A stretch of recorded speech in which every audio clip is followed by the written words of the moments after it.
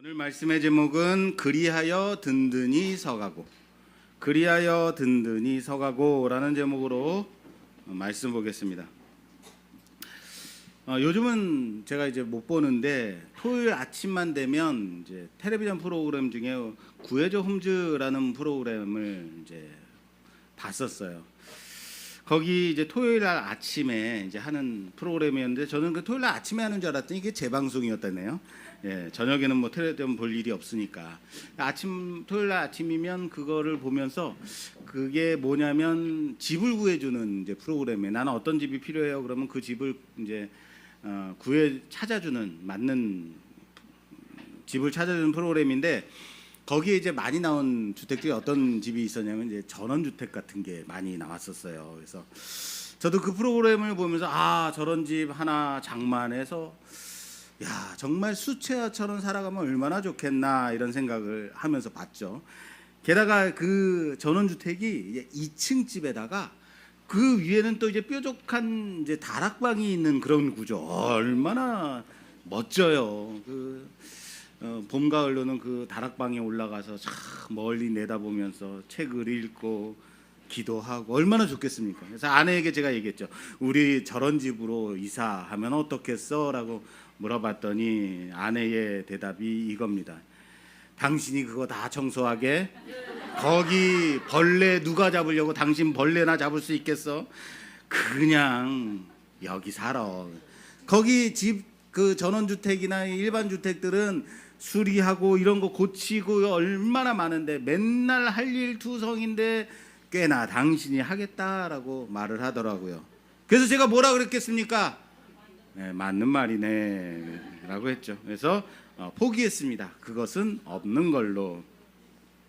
그렇습니다. 멀리서 볼 때는 참 멋있고 수채화처럼 정말 낭만적이고 저 푸른 초원 위의 그림 같은 집이라고 생각이 될 수 있겠죠. 그러나 그 안에 가까이 가면 뭐가 있어요? 벌레와 전쟁이 있고 매일같이 누수에다가 무언가를 고쳐야 되고 페인트 칠도 해야 되고 돈 들어갈 일 투성이고 또 청소는 어떻습니까?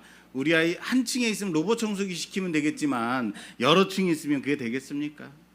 전원주택 그 집은 멀리서 보면 평안해 보이지만 아주 가까이서 보면 거미와 벌레와 누수와 잡초가 있는 그런 정말 심각한 일들을 해내야만 되겠죠.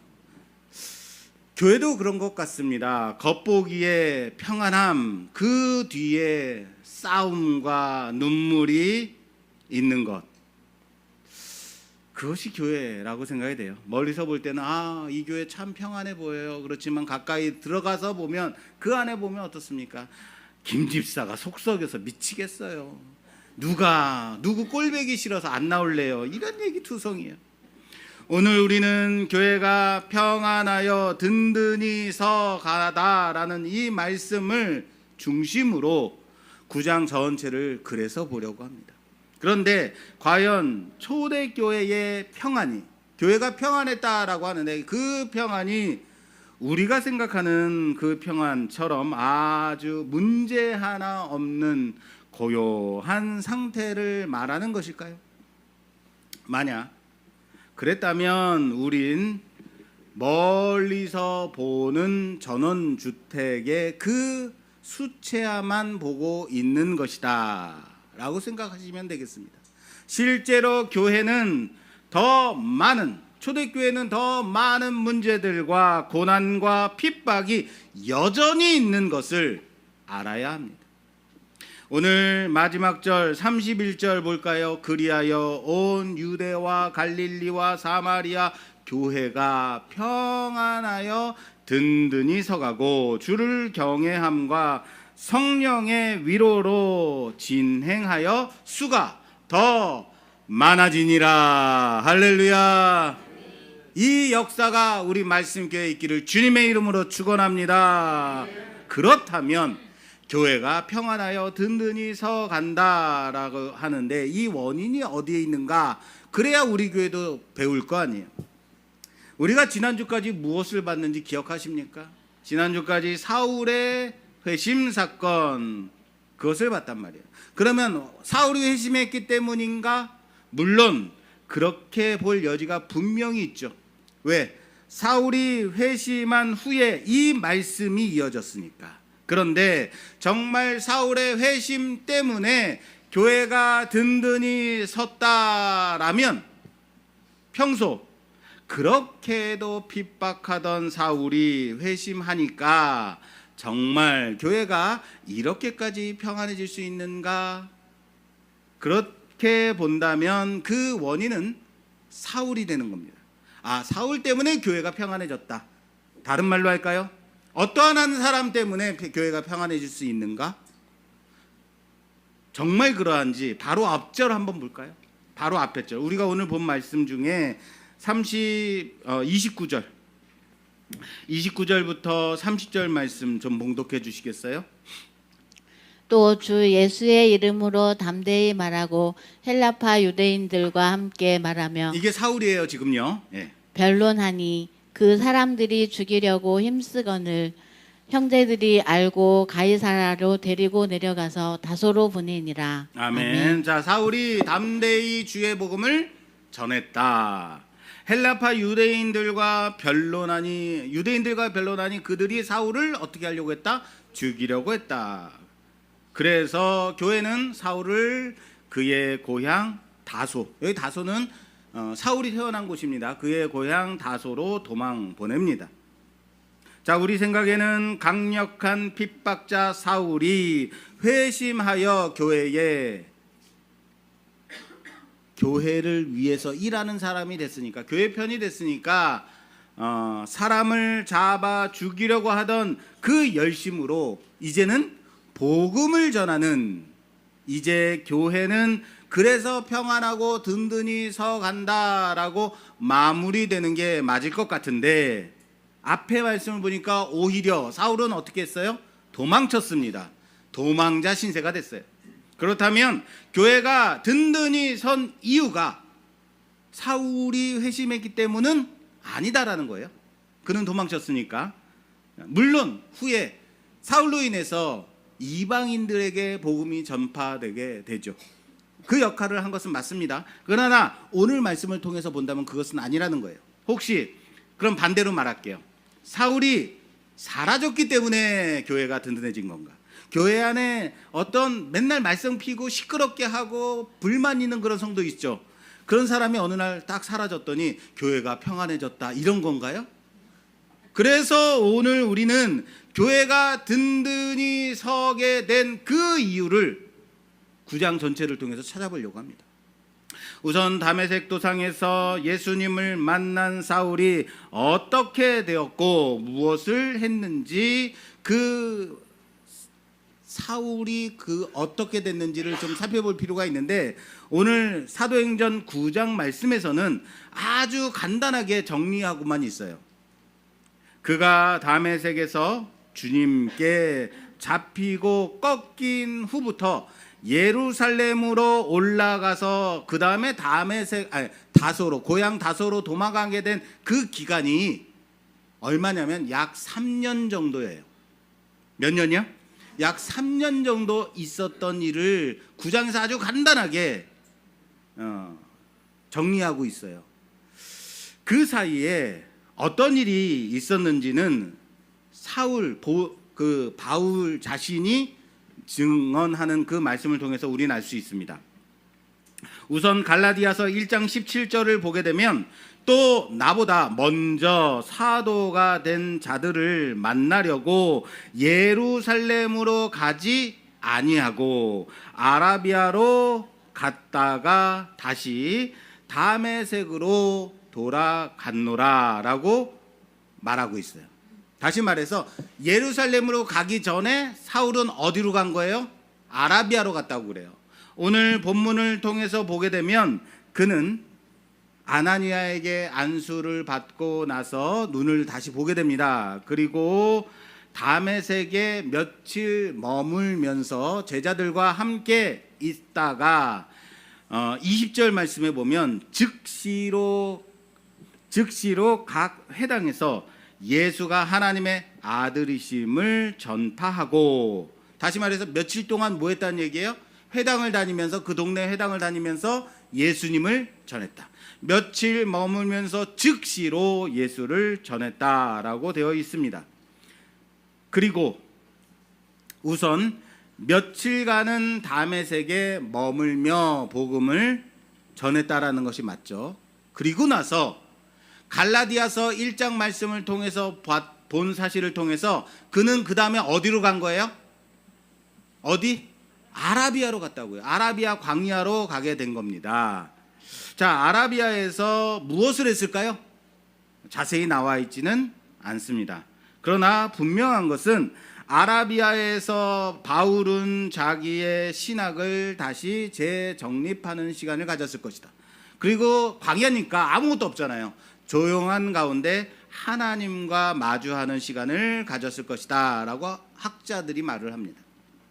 광야의 고요함 속에서 하나님과 복음 앞에서 자기 자신을 철저하게 점검하는 시간을 가진 거죠.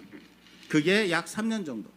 그가 아라비아에서 약 3년이라는 시간을 보내고 다시 다메섹으로 돌아옵니다. 그랬는데 그 기간이 지났는데도 유대인들은 어떻게 했다고요? 다시 그를 죽이려고 했다. 잡으려고 했다. 그런데 여기에 플러스 한 가지가 더 추가됐어요.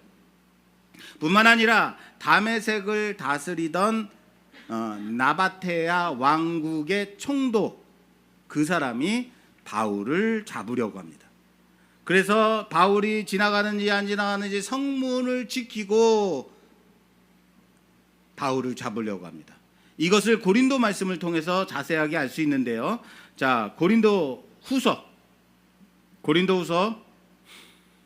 11장 32절에서 33절 말씀 봉독해 주시겠어요? 다메섹에서 아레다 왕의 고관이 나를 잡으려고 다메섹 성을 지켰으나 나는 광주리를 타고 들창문으로 성벽을 내려가 그 손에서 벗어났노라. 아멘. 자, 오늘 본문 말씀 23절 이하에 광주리에 담겨서 도망하는 그 바울, 그게 왜 도망했는지 그 이유를 고린도 후서에서 자세하게 말하고 있는 거예요. 왜 도망했다고요? 유대인들이 죽이려고 했기 때문이기도 하고, 또 하나 중요한 이유가 그곳의 총독이 자신을 잡으려고 했기 때문에. 나바테아 왕국의 고관이 잡으려고 했기 때문에 성벽을 광주리에 담겨서 내려간 거예요.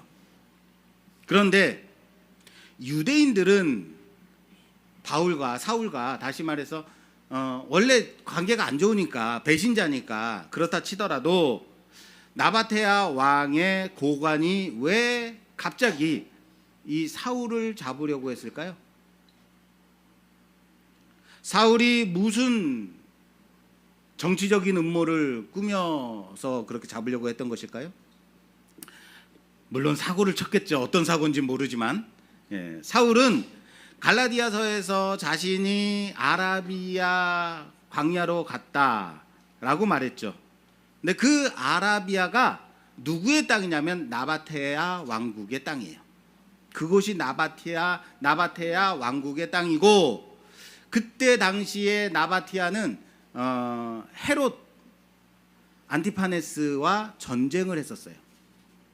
그러니까 서로 관계가 안 좋은 때였고, 그러므로 로마와도 민감한 국제관계를 가지고 있었던 때예요. 그런 민감한 시기에 사울이라는 정체모를 유대인이 아라비아 광야로 와서 어떤 일을 했다면, 그 어떤 일이 무슨 일일까요? 가서 사울이 할 일이 뭐겠어요? 복음을 전했겠죠. 그렇죠. 다시 말해서 그들의 눈에서 볼 때는 소란케 했겠죠.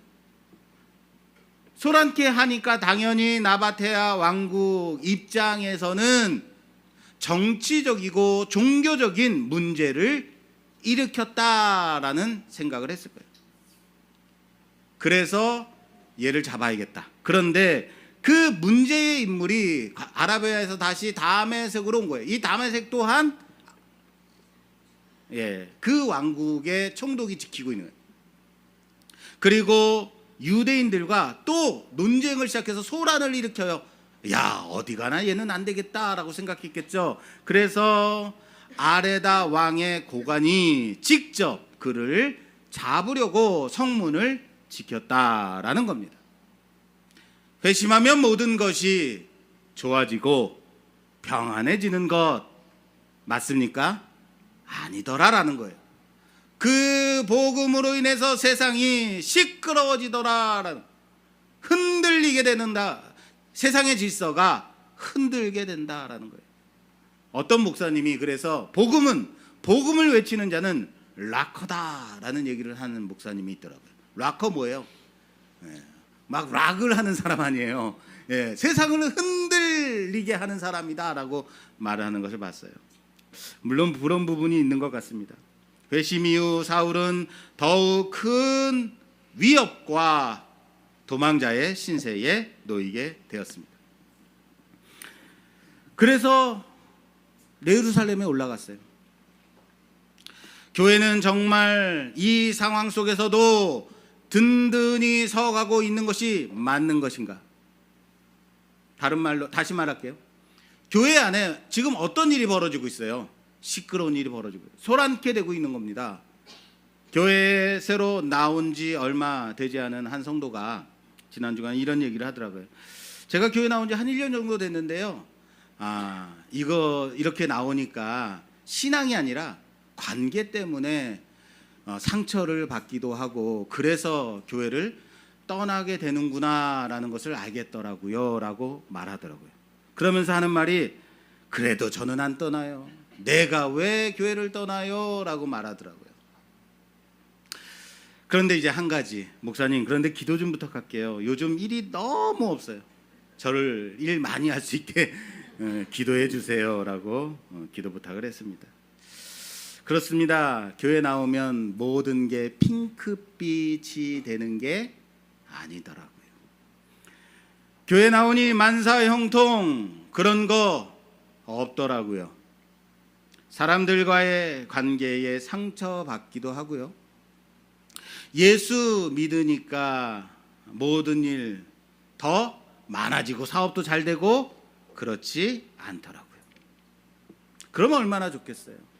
그런데 실제는 그렇지 않더라. 왜요? 우리도 느끼잖아요. 그럼에도 불구하고 자리 지키고 버티는 거, 그게 신앙입니다. 그러면서 신앙이 자라는 거예요. 사랑하는 여러분, 떠나지 마십시오. 붙드십시오. 지키십시오. 자, 그러면 도대체 교회가 든든히 서 간다는 것 무슨 의미일까? 교회는 이미 시끄러졌고 여전히 탄압이 있는데, 이것이 사울의 회심 사건으로 교회가 든든히 서 갔다라는 것 아니라고 그랬죠. 모든 일이 좋아지고 사울 인생이 평안해지고 그게 아니라 그랬잖아요. 그런데 앞에서도 살펴봤듯이 회심한 사울은 바구니에 담겨 도망치고 자기 고향으로 다소로 숨어 들어갔습니다. 낙향했다는 얘기입니다. 그렇다면 사울이 교회에서 사라졌기 때문에 교회가 든든히 세워졌다라는 말인가? 그것도 아니죠. 아니라 그랬습니다.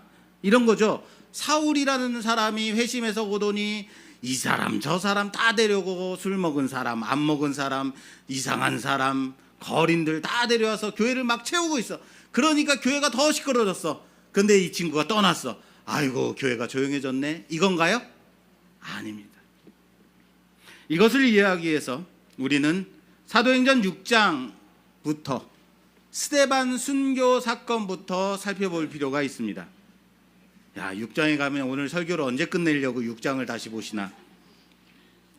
사울이 회심하기 전에 무슨 일을 했어요? 언제 처음 나왔어요? 스데반을 순교시키는, 죽이는 그 부분부터 나왔죠. 앞장선 사람입니다. 책임진 사람이라 그랬어요. 옷을 맡은 사람, 그 죽이는 일에 동의한 자. 그 스데반을 죽이는데 후원한 강력한 자예요. 그때 스데반이 누구에게 공격을 받았는지 기억하십니까? 누구죠? 헬라파 유대인. 이거 계속 나올 거예요. 누구요? 헬라파 유대인, 디아스포라 유대인들에게 공격을 받아서 죽게 된 거예요. 스데반은 헬라파 유대인들과 논쟁하다가 그들에게 돌에 맞아 순교하게 되죠. 그런데 자, 오늘 본문에서 예루살렘에 올라온 사울이 누구에게 공격을 받고 있는지 볼까요? 자, 오늘 본문 다시 볼게요. 29절에서 30절 말씀. 29절에서 30절 말씀 봉독해 주세요. 또 주 예수의 이름으로 담대히 말하고 헬라파 유대인들과 함께 말하며 변론하니 그 사람들이 죽이려고 힘쓰거늘 형제들이 알고 가이사랴로 데리고 내려가서 다소로 보내니라. 아멘. 여기서 지금 예루살렘에 올라왔을 때 일어난 일이에요. 자, 이때 누구에게 공격을 받고 있어요? 스데반과 똑같이 헬라파 유대인들과 변론하다가 그들이 사울을 이기지 못하니까 죽이려고 하고 있는 거예요. 놀랍죠? 스데반이 그렇게 공격받았고, 그래서 그 세력에 의해서 죽임을 당했는데, 사울 또한 그 스데반을 공격했던 헬라파 유대인들에 의해서 죽음의 위협을 당하고 있어요. 물론 스데반을 죽일 때는 사울은 헬라파 유대인 편이었죠. 그때와 상황이 완전히 똑같이 반복되고 있는 겁니다. 그리고 사울을 죽이려 하고 있습니다. 스데반은 헬라파 유대인들에 의해서 공격받아 돌에 맞아 죽임당했습니다. 사울은 같은 그 헬라파 유대인들에 의해서 공격받고 죽음의 위협 속에 빠져 있습니다. 그리고는 도망칩니다. 살았습니다. 스데반 때는 교회가 그를 보호하지 못했다면, 그래서 스데반이 순교당했다면, 이번에는 사울을 위해 교회가 그를 보호하고 숨겨서 도망하게 하고 있습니다. 다시 말할까요? 교회가 사울을 살렸습니다. 같은 세력이 같이 공격을 했습니다. 그러나 교회의 반응이 이전과 달랐습니다. 그럼 여러분, 스데반의 상황에서 교회는 그를 지키지 못해서 교회는 실패한 것인가요? 반대로 사울을 숨기고 도망치게 했기 때문에 교회가 성공한 건가요? 든든해진 건가요?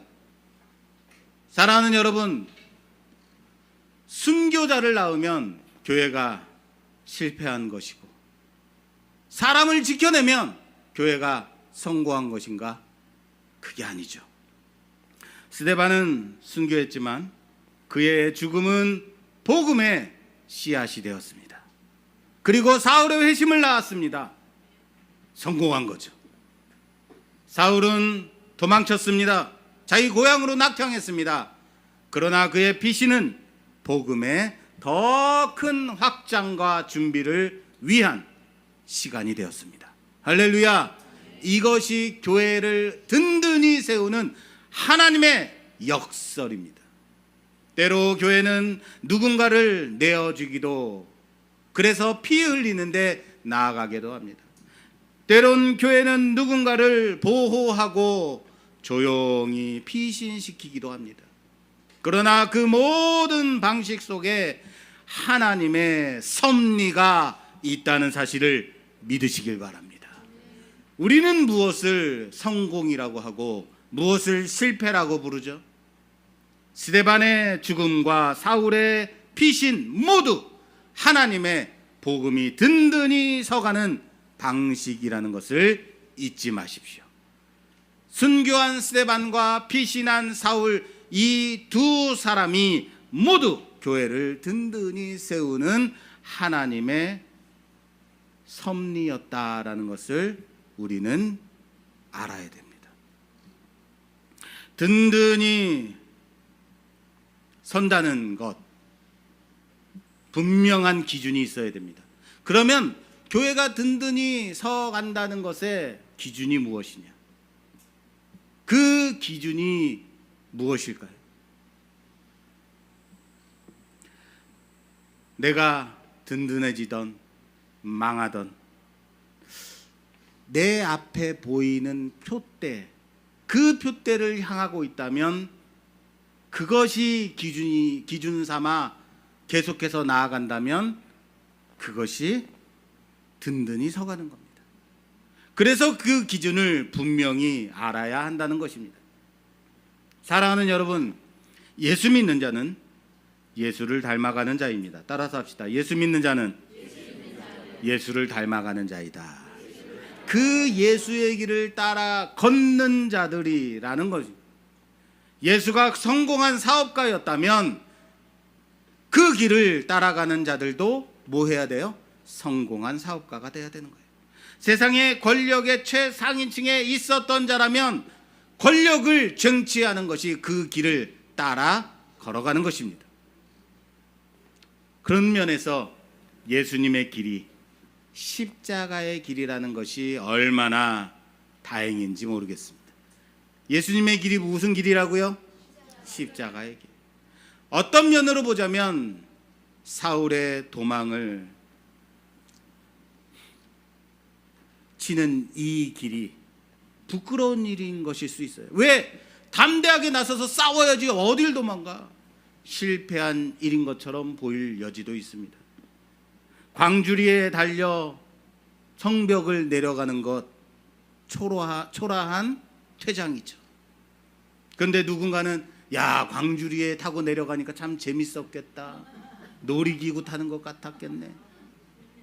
그런 생각 하시진 않죠. 이 모습이 그런데 누구를 닮았는지 봐야 되는 거예요. 뭐라고요?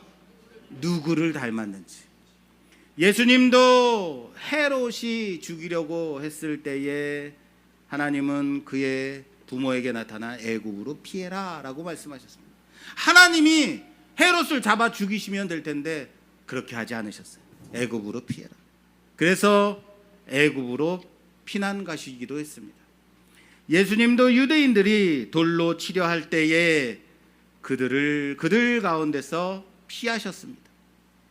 예수님도 때가 되지 않았다고 말씀하시면서 은밀히 숨어 다니시기도 하셨죠.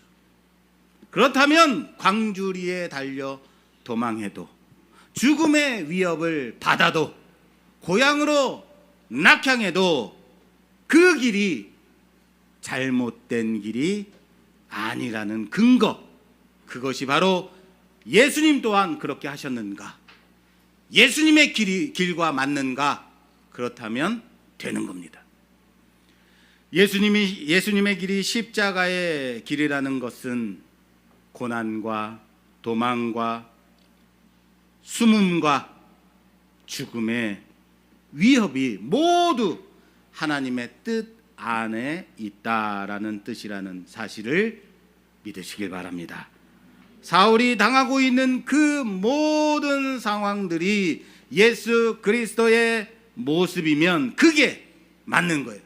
여러분들이 살아가는 그 모습이 예수 그리스도의 십자가의 길이라면, 여러분들의 모습 가운데서 예수 그리스도가 드러난다면 그게 맞는 길이죠. 여러분들이 가난하고, 여러분들이 힘들고, 여러분들이 병에 걸리고, 여러분들이 아프게 살아가고, 여러분들이 고난을 당하고 살아간다 할지라도 내가 이거 잘못 믿어서 이렇게 된 거 아니야? 아니에요.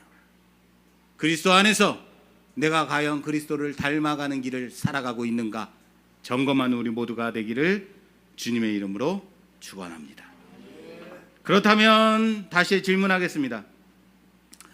사울이 회심했다. 그래서 교회가 자동적으로 든든해진 것이 아니다. 사울이 도망쳤다. 그래서 갑자기 든든해진 것도 아니다.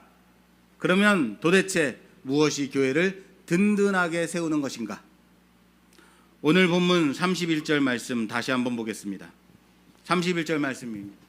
그리하여 온 유대와 갈릴리아와 사마리아 교회가 평안하여 든든히 서가고 여기 중요합니다. 주를 경외함과 성령의 위로로 진행하여 수가 더 많아지니라. 할렐루야. 자, 두 가지 중요한 말씀이 나왔어요. 교회가 평안해지고 든든히 서가는 중요한 두 가지 원리. 뭔지 보이십니까? 주를 경외함과 성령의 위로하심. 주를 따라서 합시다. 주를 경외함과 성령의 위로하심. 바로 그겁니다. 그리고 이렇게 교회를 든든히 세우는 직접적 근거가 정확히 이 두 가지 뭐라고요? 주를 경외함과 성령의 뭐요? 위로하심에 있다는 사실을 믿으시기 바랍니다. 어떤 한 사람에 의해서 교회가 세워지는 게 아닙니다. 어떤 한 사람이 사라졌기 때문에 교회가 평안해지는 것이 아니에요. 어떤 한 사람 때문에 교회가 부흥하는 것이 아닙니다. 주를 경외하는 것, 성령의 위로하심, 그것이 교회를 든든히 세워가는 중요한 근거라는 사실을 믿으시기 바랍니다. 그럼 마지막으로 다시 질문하면서 오늘 말씀을 마무리하도록 하겠습니다. 교회가 든든히 서간다고 했는데 정말 교회가 든든히 서간다는 그 증거 본문에 있는가? 이렇게 말하면 말씀에 그렇게 써 있으니까 그렇게 믿으시지, 목사가 그것도 못 믿어가지고 꼭 근거가 뭐예요? 증거가 뭐예요? 이런 거 물어본다고. 그래서 그 증거를 제가 보여드리겠습니다. 자, 오늘 본문 이후에 32절에서 34절, 35절까지 봉독해 주세요. 그때 여기 뭐라고요? 그때입니다. 예, 그때 베드로가 사방으로 두루 다니다가 루다에 사는 성도들에게도 내려갔더니 거기서 애니아라 하는 사람을 만나매 그는 중풍병으로 침상 위에 누운 지 8해라. 베드로가 이르되 애니아야, 예수 그리스도께서 너를 낫게 하시니 일어나 내 자리를 정돈하라 한데 곧 일어나니 루다와 사론에 사는 사람들이 다 그를 보고 주께로 돌아오니라. 아멘. 할렐루야. 32절에 그때로 시작이 되죠. 이 그때가 언제의 그때예요?